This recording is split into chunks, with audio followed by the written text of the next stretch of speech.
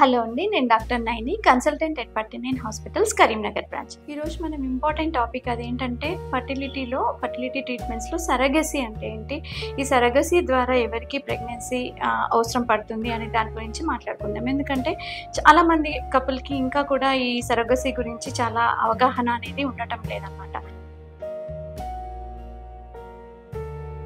So మెయిన్గా ఈ surrogacy అనేది ఏంటంటే ఎవరికైతే ఇప్పుడు కపుల్ ఒక భార్య భర్తలు ఉన్నారు, వాళ్ళకి పిల్లలు అవ్వలేదు, ఆ కపుల్లో భార్యకి ఏమైనా గర్భసంచికి సంబంధించిన సమస్యలు ఉన్నాయి అని అంటే అలాంటి వారికి ఈ సరగసీ అవసరం పడుతుంది. సో మెయిన్గా ఎవరికి అంటే భార్యకి ఇప్పుడు గర్భసంచికి సంబంధించిన ప్రాబ్లమ్స్ అంటే ఏంటి అని అంటే కొంతమంది లేడీస్లో చిన్నప్పటి నుంచే వాళ్ళకి పుట్టుకతోనే గర్భసంచి అనేది డెవలప్ కాదనమాట, చాలా చిన్నగా ఉంటుంది, లేదంటే మొత్తానికే డెవలప్ అవ్వదు. ఇంకొంతమందిలో గర్భసంచికి సంబంధించిన సమస్యలు మెయిన్గా గర్భసంచి పొరలో అతుకులు అనేవి ఉంటాయన్నమాట. సో బేబీ పెరగడానికి అవకాశం ఉండదు, దీన్ని అషర్మ్యాన్ సిండ్రోమ్ అంటారు.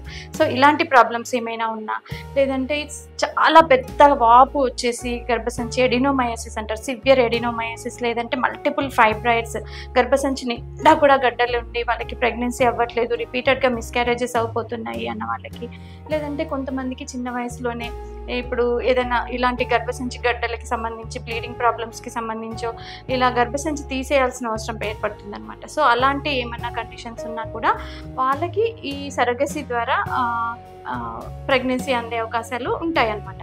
సో ఎవరైతే కపుల్ వాళ్ళకి సరగసీ ద్వారా ప్రెగ్నెన్సీ కావడానికి ట్రై చేస్తున్నారో వాళ్ళకి మనకి ఒక చట్టం, సరగసీ లా అనేది మన ఇండియన్ గవర్నమెంట్ ఒక లా తీసుకొచ్చిందనమాట. ఈ చట్ట ప్రకారంగా ఏంటంటే ఆ కపుల్ అనేది వాళ్ళకి ఒక క్రైటీరియా ఉండాలి, మినిమం క్రైటీరియా అంటే ఎలిజిబిలిటీ క్రైటీరియా, వీళ్ళకి ఎసెన్షియాలిటీ క్రైటీరియా అంటే తప్పకుండా ఈ కపుల్కి ఈ ఫర్టిలిటీ ఇష్యూస్ ఉన్నాయి, సరగసీ ద్వారా మాత్రమే ప్రెగ్నెన్సీ వచ్చే ఛాన్సెస్ ఉన్నాయి అని చెప్పి మన డిస్ట్రిక్ట్ మెడికల్ హెల్త్ ఆఫీసర్ నుంచి వాళ్ళు ఓకే వీళ్ళకి ప్రూవెన్ ఫర్టిలిటీ ఉంది అని ఒక సర్టిఫికేట్ తీసుకోవాలి. ఆ తర్వాత ఆ కపుల్ ఎలిజిబులా కాదంటే వాళ్ళు కొన్ని క్రైటీరియా ఉన్నాయన్నమాట.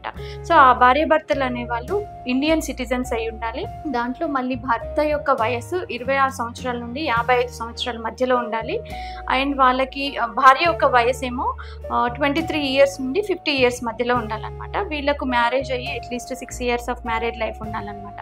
సో మెయిన్గా భార్య యొక్క వయసు 50 ఇయర్స్ మించి దాటకూడదు, భర్త యొక్క వయసు 55 ఇయర్స్ మించి దాటకూడదు అనమాట.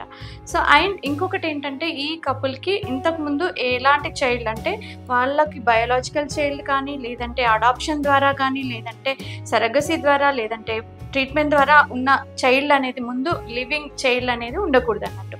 అయితే ఈ రూల్కి ఒక ఎక్సెప్షన్ ఉంది, అదేంటంటే ఒకవేళ వాళ్ళకి ఆల్రెడీ ఒక చైల్డ్ ఉండి ఆ చైల్డ్ ఆ బేబీ ఫిజికల్లీ కానీ మెంటల్లీ కానీ ఛాలెంజ్డ్ బేబీ అయి ఉన్నా, లేదంటే ఆ బేబీకి ఏమైనా లైఫ్ థ్రెటనింగ్ సమస్యలు అంటే జబ్బులు, ప్రాణాంతకమైన జబ్బులు ఏమైనా ఉంటే వాళ్ళు ఎలిజిబుల్ అనమాట. అండ్ ఇంకొకటి ఏంటంటే ఇప్పుడు ఎవరైతే సరగేట్ మదర్ లాగా అంటే ప్రెగ్నెన్సీ క్యారీ చేయడానికి ఎవరైతే లేడీ గర్భసంచి ఇవ్వడానికి రెడీ ఉంటుందో ఆ లేడీకి కూడా కొన్ని క్రైటీరియా ఉంటుంది అన్నట్టు. సో మెయిన్గా ఆ లేడీ ఏంటంటే తన యొక్క ఏజ్ 23 ఇయర్స్ నుంచి 35 ఇయర్స్ మధ్యలో ఉండాలి.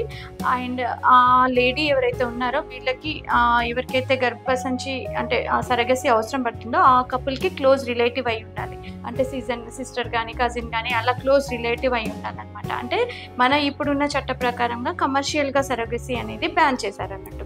అండ్ ఆ లేడీ ఎవరైతే ఇవ్వడానికి రెడీ ఉందో తన గర్భాశయము, ఆ లేడీ కూడా ఫిజికల్గా, మెంటల్గా, సైకలాజికల్గా ఫిట్ అని ఒక సర్టిఫికేట్ తీసుకొని ఉండాలి. అండ్ ఇంకొకటి ఏంటంటే ఇప్పుడు ఆ లేడీ వీళ్ళకి లైఫ్ టైంలో ఒకసారి మాత్రమే తను గర్భసంచి ఎవరికైనా ఇవ్వడానికి అంటే బేబీని క్యారీ చేయడానికి అవకాశం ఉంటుందన్నమాట. రిపీటెడ్గా మళ్ళీ సెకండ్ టైం ఇంకొక కపుల్ కోసం క్యారీ చేయడానికి ఉండదు. సో తన లైఫ్ టైంలో ఒకసారి మాత్రమే తన గర్భాశయాన్ని సరగసీ ద్వారా బేబీని కనివ్వడానికి అవకాశం ఉంటుంది. అండ్ ఇంకొకటి ఏంటంటే ఆ లేడీ తన గర్భాశయాన్ని మాత్రమే యూజ్ చేసుకోవడానికి అవకాశం ఉంటుంది, తన ఎగ్స్ని యూజ్ చేసుకోవడానికి అవకాశం ఉండదు, తను ఎగ్స్ డొనేట్ చేయకూడదు అనమాట.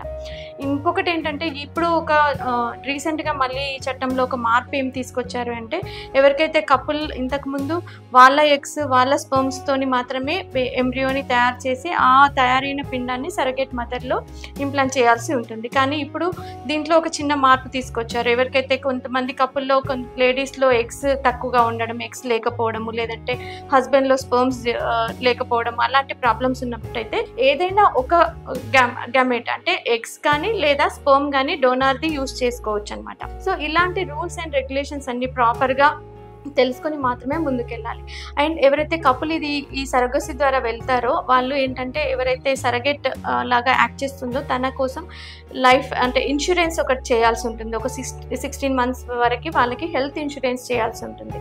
సో ఇవన్నీ రూల్స్ అండ్ రెగ్యులేషన్స్ ప్రాపర్గా తెలుసుకొని రియల్గా మీకు ఈ సరగసి అనేది చేయాల్సిన అవసరం ఉందా, లేకపోతే దానికి మీరు ఎలిజిబుల్ అవునా కాదా అనేది మీ ఫర్టిలిటీ ఎక్స్పర్ట్తో కన్సల్ట్ చేసి, అండ్ మీరు ఈ ప్రాసెస్ చేయించుకునేటప్పుడు కూడా మీరు వెళ్తున్న సెంటర్కి సరగసి లైసెన్స్ ఉందా లేదా అనేది ప్రాపర్గా తెలుసుకొని మాత్రమే ముందుకెళ్లాల్సి ఉంటుంది.